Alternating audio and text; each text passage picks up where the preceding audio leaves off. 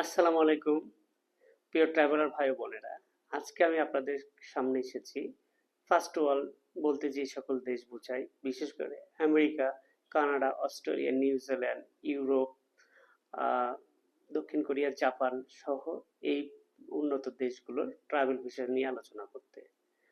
প্রিয় ভাই বোনেরা, ইদানিং ফেসবুকে বিভিন্ন এজেন্সি এমনভাবে বিজ্ঞাপন দিচ্ছে, মনে হচ্ছে যে আপনাদের পাসপোর্ট থাকলেই ইউরোপের ভিসা তারা করে দিবে। এগুলো একটি প্রতারণার কৌশল। আমরা যারা বাংলাদেশ থেকে বিভিন্ন দেশে ট্রাভেল করে থাকি, তাদের আলটিমেটালি উদ্দেশ্য থাকে যে আমরা ইউরোপ ভ্রমণ করব, ফার্স্ট ওয়ার্ল্ডে বিভিন্ন দেশ ভ্রমণ করব। ইদানিং আমার কাছে বিভিন্ন প্রশ্ন আসছে, বিভিন্ন নক করে বিভিন্ন জন, যে আমার কোনো রিলেটিভ ফার্স্ট ওয়ার্ল্ডের বিভিন্ন দেশে আছে, আমি কি যেতে পারবো, আর ফাঁকা পাসপোর্টে কি ইউরোপের ভিসা হবে, ফার্স্ট ওয়ার্ল্ডের ভিসা হবে? আমি প্রথমে বলে দিই যে হবে না। ফাঁকা পাসপোর্টে যদি আপনারা ফার্স্ট ওয়ার্ল্ডের ভিসা করতে চান, তাহলে আপনাদেরকে সুনির্দিষ্ট কিছু কারণ থাকবে। এক্ষেত্রে এম্বাসি কিন্তু বলেনি যে কোনো দেশ ট্রাভেল না থাকলে ফার্স্ট ওয়ার্ল্ডের কোনো দেশে ভিসা দিবে না। কোনো দেশের এম্বাসি এরকম কোনো বলেনি। তবে আমাদের দীর্ঘদিনের অভিজ্ঞতা, পর্যবেক্ষণের মাধ্যমে আমরা কিছু নির্দেশনা উপলব্ধি করি যে সেই বিষয়গুলো এম্বাসি লক্ষ্য করেই ভিসা দেয়। ধরেন আপনার বাসা বাংলাদেশে, আপনি কখনো বাংলাদেশের আশেপাশে এশিয়া মহাদেশ, যেটি আমরা বাংলাদেশ এশিয়ার মধ্যে, এই বাংলাদেশের আশেপাশে এশিয়া মহাদেশে যে দেশগুলো আছে, সেই দেশগুলো যেমন থাইল্যান্ড, সিঙ্গাপুর, মালয়েশিয়া সহ আশেপাশে যে দেশগুলো আছে, মালদ্বীপ, শ্রীলঙ্কা, নেপাল, ইন্ডিয়া তো আছেই, এই দেশগুলো কখনো ভ্রমণ করেননি। আপনি সরাসরি ফার্স্ট ওয়ার্ল্ডের ইউরোপ বা আমেরিকা বা কানাডা, যেগুলো বাংলাদেশ থেকে অনেক দূরে, যেগুলো ফার্স্ট ওয়ার্ল্ড বলে পরিচিত, সেই সমস্ত দেশে আপনি ভ্রমণ করতে যাবেন।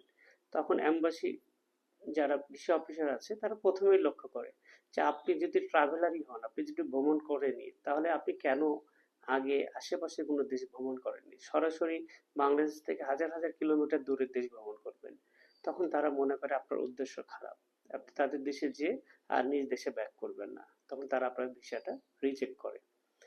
এই জন্য আপনার যদি ট্রাভেল হিস্ট্রি না থাকে, তাহলে আপনাকে অবশ্যই যথাযথ কোনো কারণ থাকতে হবে। যেমন আপনি কোনো গভর্নমেন্ট এমপ্লয়ার বা বড় ব্যবসায়ী, বা আপনার কোনো আত্মীয় স্বজন সেখানে থাকে।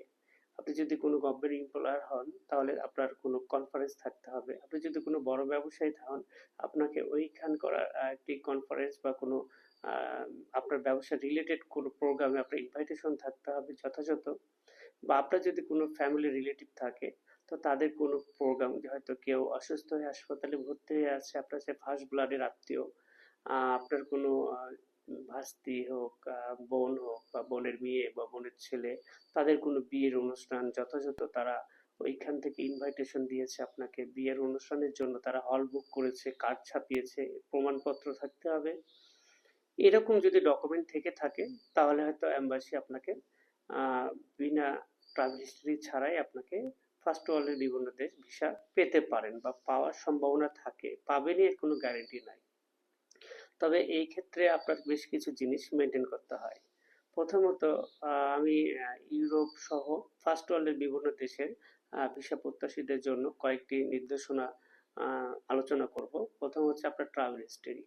অবশ্যই আপনাকে বাংলাদেশ থেকে ফার্স্ট ওয়ার্ল্ডের কোনো দেশে ট্রাভেল করতে গেলে প্রিভিয়াস আপনাকে ৬-৭টা দেশ ট্রাভেল হিস্টরি থাকতে হবে। এম্বাসি এরকমটা বলেনি কিন্তু যে ট্রাভেল হিস্টরি থাকতেই হবে।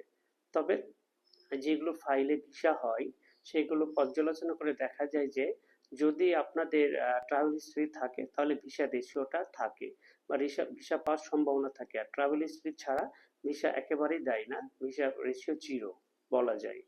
হয় আপনার ট্রাভেল হিস্ট্রি থাকতে হবে, অথবা যথাযথ কোনো কারণ থাকতে হবে প্রমাণপত্র সহ। ২ নম্বর, আপনি ব্যাংক স্টেটমেন্ট, হয় আপনি একজন চাকরিজীবী অথবা একজন ব্যবসায়ী, বা আপনার অনেক সম্পত্তি আছে, আপনি সেগুলো ভাড়া দিয়ে মাস গেলে একটা নির্দিষ্ট টাকা পান। এই টাকাগুলো আপনি যে আয় করেন মাস শেষে, ব্যবসার মাধ্যমে হোক, প্রপার্টি রেন্টের মাধ্যমে হোক, আর চাকরির স্যালারির মাধ্যমে হোক, এটা প্রমাণপত্র আপনি অ্যাম্বাসিকে কিভাবে দিবেন? এর প্রমাণপত্র দেওয়ার একটি মাধ্যম ব্যাংক স্টেটমেন্ট। আপনার ব্যাংকে স্টেটমেন্ট থাকতে হবে। যেমন আপনি যদি ব্যবসায়ী হন, তাহলে আপনার ব্যবসার ট্রেড লাইসেন্সের সাথে মিল রেখে আপনার ব্যাংকে একটি ব্যবসায়িক অ্যাকাউন্ট থাকতে হবে, পাশাপাশি আপনার একটি সেভিংস অ্যাকাউন্ট থাকতে হবে। এই ক্ষেত্রে আপনার 6 মাসের ব্যাংক স্টেটমেন্ট লাগে।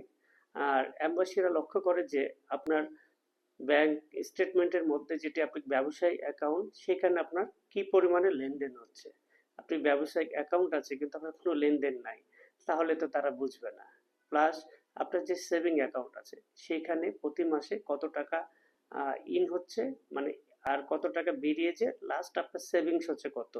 যেমন ধরা যাক যে আপনি প্রতি মাসে আপনার ব্যবসায়িক ট্রানজ্যাকশনের মাধ্যমে প্রমাণ করলেন যে আপনার হিউজ টাকা ব্যবসায়িক লেনদেন হয়। এখন এই ব্যবসায়িক অ্যাকাউন্ট থেকে আপনার সেভিংস অ্যাকাউন্টে প্রতি মাসে একটা নির্ধারিত টাকা আপনার ট্রান্সফার হতে হবে। যেমন 2 লাখ 3 লাখ টাকা ট্রান্সফার হতে হবে। ধরেন আপনার 3 লাখ টাকা সেভিংস অ্যাকাউন্টে ট্রান্সফার হলো বিজনেস অ্যাকাউন্ট থেকে। এখন এই 3 লাখ টাকা তো আপনার সাশ্রয় না। আপনার এই 3 লাখ টাকার মধ্যে আপনার ফ্যামিলি খরচ আছে, অবশ্যই সেভিংস থেকে সেই ফ্যামিলি খরচটা আপনি করবেন। আপনি ব্যবসায়িক মূলধন থেকে তো করবেন না। তাহলে সেই 3 লাখ টাকা থেকে দেখা যাচ্ছে 1 লাখ বা 1.5 লাখ টাকা আপনি তুলে নিলেন, সেটা আপনি পরিবারের জন্য খরচ করলেন। এই বা তারপরে 1.5 থেকে 2 লাখ টাকা আপনার সেভিংস অ্যাকাউন্টে থেকে গেল। এইভাবে 6টা মাস আপনার ব্যাংক অ্যাকাউন্ট মেনটেন করতে হবে, কারণ অ্যাম্বাসিরা 6 মাসের ব্যাংক স্টেটমেন্ট দেখে। ঠিক একইভাবে যারা তাদের প্রপার্টি রেন্ট দিয়ে আয় করে, তাদেরকে সেভিংস অ্যাকাউন্ট থাকতে হবে এবং মাস শেষে নির্ধারিত তারিখে আয়টা ঢুকিয়ে ব্যাংকে ইন করতে হবে এবং সেভিংস অ্যাকাউন্টে, এবং ওখান থেকে একটা নির্ধারিত টাকা তুলে নিয়ে আপনার বাদবাকি টাকাটা সেভিংস রাখতে হবে। আর যারা চাকরি করেন তাদের তো স্যালারি অ্যাকাউন্ট আছে, স্যালারি অ্যাকাউন্ট দিয়ে প্রমাণপত্র করতে হবে, যে প্রমাণ দিতে হবে আপনি কি পরিমাণ আয় করেন। যে অ্যাম্বাসি খেয়াল করবে যে আপনি বাংলাদেশে আছেন, বাংলাদেশ একটি উন্নয়নশীল দেশ, এই দেশের চেয়ে উন্নত দেশে আয় ইনকাম অনেক বেশি। আপনি বাংলাদেশে যে আয় করছেন, সে আয়ের যে আপনি এখানে সন্তুষ্ট আছেন, আপনি তাদের দেশে যেয়ে যে সেখানে অবৈধভাবে থাকবেন না, এটি প্রমাণ করার জন্য আপনাকে অবশ্যই ব্যাংক স্টেটমেন্ট এইভাবে সাজাতে হবে। তাহলে তারা বুঝবে যে না, আপনি বাংলাদেশে যথেষ্ট আয় করেন, বিদেশে যে আপনি উন্নত দেশ হলেও আপনি থেকে যাবেন না অবৈধভাবে, আপনি বাংলাদেশে যথেষ্ট ইনকামের জন্য স্বাবলম্বী। আর এর পাশাপাশি যেটি আছে সেটি হচ্ছে আপনার ফ্যামিলি টাই। ফ্যামিলি টাই বলতে আমরা বুঝি যে আপনার দেশে পরিবারে কে কে আছে, স্ত্রী, সন্তান, ভাই বোন, বাবা মা, এই সমস্ত আত্মীয় স্বজন আপনার পরিবারে আছে কিনা। তারা খেয়াল করে যে আপনি যে বিদেশে ঘুরতে যাবেন, অনেক সময় আমরা ব্যাচেলার যাই, অনেক সময় যে আমরা ফ্যামিলি নিয়ে যাই, তা আমরা যাওয়ার পর আমাদের পিছু টান আছে কিনা। এই পিছু টানটা হচ্ছে ফ্যামিলি টাই, যে আমরা দেশে আবার পিছু টানের কারণে আমরা ফিরে আসবো কিনা। এই ফ্যামিলি টাইটা সুন্দরভাবে উল্লেখ করতে হবে যে আপনার দেশে কে কে আছে, আপনি তাদের জন্য আপনি আবার ফেরত আসবেন। আপনার বাবা মা বৃদ্ধ, তাদের দেখাশোনা করতে হয়। আপনার সন্তান আছে, আপনার স্ত্রী আছে, তাদের একমাত্র উপার্জনের সক্ষমতা আপনি, আপনার দেশে ব্যবসা আছে, এগুলোকে ফ্যামিলি ট্রাই বলে। পাশাপাশি যেটা আছে অ্যাসেট ভ্যালুয়েশন, আপনার দেশে কি পরিমাণ সম্পত্তি আছে, সেই সম্পত্তিগুলো একটা ফার্মকে দিয়ে ভ্যালুয়েশন করে নিতে হবে, গভর্নমেন্ট নিবন্ধনকৃত ফার্মকে দিয়ে। এই অ্যাসেট ভ্যালুয়েশন সার্টিফিকেটটা জমা দিতে হবে। তাহলে অ্যাম্বাসি বুঝবে যে আপনি দেশে যথেষ্ট আপনার সম্পদ আছে, আপনি স্বাবলম্বী, আপনি এগুলো ফেলে যতই উন্নত দেশ হোক না কেন, আপনি অবৈধভাবে থাকবেন না। এর পাশাপাশি আহ, বিষয় আছে যে প্রত্যেকটা কাগজ যেগুলো আপনারা জমা দিবেন, অবশ্যই সেগুলো লিগেল হতে হবে, অরিজিনাল হতে হবে, এবং সেগুলো ট্রান্সপারেন্সি থাকতে হবে, অর্থাৎ ফেক কোনো ডকুমেন্ট দেওয়া যাবে না। আর যেই সকল ডকুমেন্টগুলো আপনারা অ্যাম্বাসিতে জমা দিবেন, এগুলো অবশ্যই রোটারি পাবলিক করে দিতে হবে ফটোকপি হলে। আর যেগুলো অরিজিনাল, সেগুলো তো অরিজিনাল দিতেই হবে। আর অ্যাম্বাসিতে যদি ফেক দিয়ে আপনারা ভিসা নিতে চান, তাহলে আপনাদের তারা জানতে পারলে তারা অনেক আধুনিক এবং বুদ্ধিসম্পন্ন, তারা এগুলো কাজই করে। তারা যদি একবার ধরতে পারে যে আপনার ডকুমেন্ট ফেক, তাহলে আপনাকে তারা ব্ল্যাক লিস্টে দিয়ে দেবে, কখনো আপনি সেই অ্যাম্বাসিতে ভিসা পাবেন না। তো এটা তো বড় কথা। পাশাপাশি আহ, বিভিন্ন অ্যাম্বাসির সাথে তথ্য শেয়ার করে। দেখা যাচ্ছে যে আপনি সুইডেন অ্যাম্বাসি দিয়ে ফাইল করেছেন, ইউরোপের প্রত্যেকটা দেশে আপনার ডকুমেন্ট থেকে যাবে, আপনি কখনো আর ইউরোপের কোনো দেশের সাথে আপনি আর ভিসা পাবেন না, কারণ বিভিন্ন দেশের অ্যাম্বাসির সাথে ফাইল তথ্য শেয়ার করে। এই জন্য অবশ্যই কোনো অনেক এজেন্সি আছে শুধু বলে পাসপোর্ট নিয়ে আসলে আমরা সকল ডকুমেন্ট করে দেব। আসলে ডকুমেন্ট তারা ফেক করে দিবে, আপনি জমা দিবেন, ভিসা হলে তাদের লাভ, না হলে আপনার ক্ষতি। তো তারা তো 10টা পাসপোর্ট ফেক ডকুমেন্ট জমা দিয়ে একটা হয়ে যেতে পারে, বাকি 9টা কি হয়, ধরা পড়লে ব্ল্যাক লিস্টে থেকে যায়, তার লাইফ আর কখনো সে ফার্স্ট ওয়ার্ল্ডে কোনো দেশে যেতে পারে না, অ্যাম্বাসিতে ব্ল্যাক লিস্ট হয়ে যায়।